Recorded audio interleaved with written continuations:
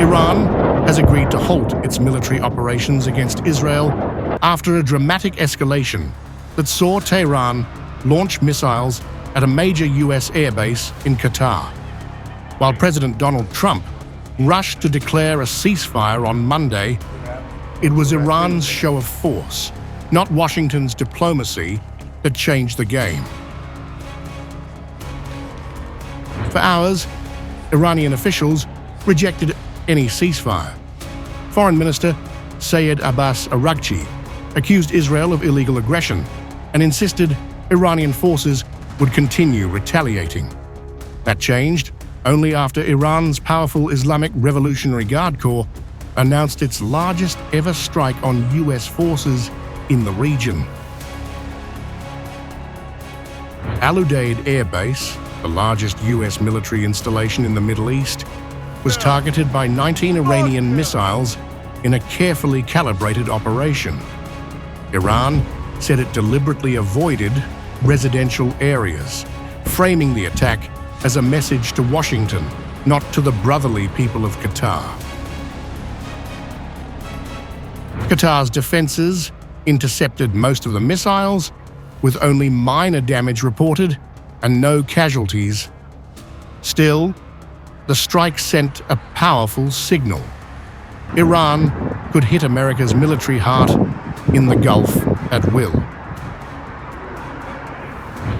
The military operations of our powerful armed forces to punish Israel for its aggression continued until the very last minute at 4 a.m. Together with all Iranians, I thank our brave armed forces who remain ready to defend our dear country until their last drop of blood, and who responded to any attack by the enemy until the very last minute.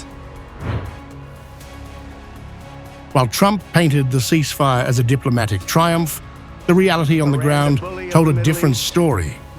Iranian officials made clear the decision was Tehran's, offered only after Iran demonstrated its ability to strike both Israel and US forces.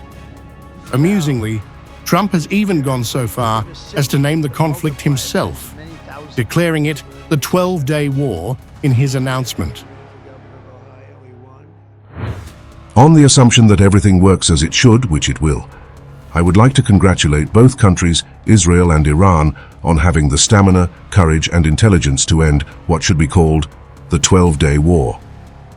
This is a war that could have gone on for years and destroyed the entire Middle East, but it didn't and never will. God bless Israel. God bless Iran. God bless the Middle East.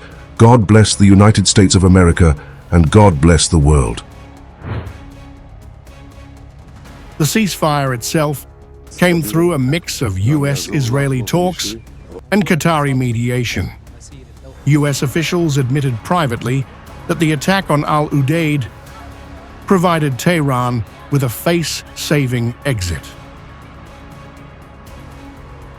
And I think the president really hit the reset button and said, look, let's actually produce long-term peace for the region. That's always been his goal. I actually think when we look back, we will say the 12-day war was an important reset moment for the entire region. But here's the question.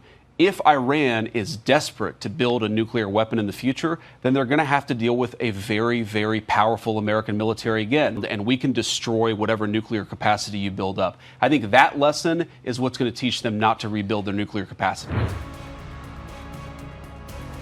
Iran maintains that its nuclear program is peaceful, dismissing claims that it was on the verge of producing a bomb. If Iran wanted a nuclear bomb, you would not be able to stop us, Supreme Leader Khamenei warned defiantly.